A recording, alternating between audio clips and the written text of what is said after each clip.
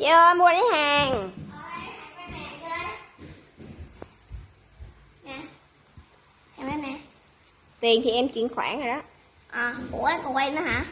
Vậy thôi em ngồi xuống đây, cái này cho chị xin kim cúp nha. Dạ. Em ngồi xuống đây, có gì bóc hàng không?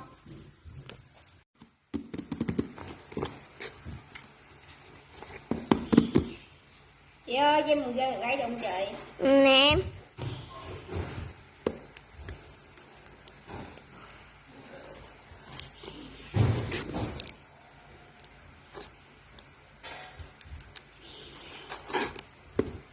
Ủa em đi đường từ đây có sao không em? Dạ có. Sao em không để chị giao hàng cho? Thôi tại em cũng đang bận, em cũng đang bận quay á, nên là em tới đây luôn.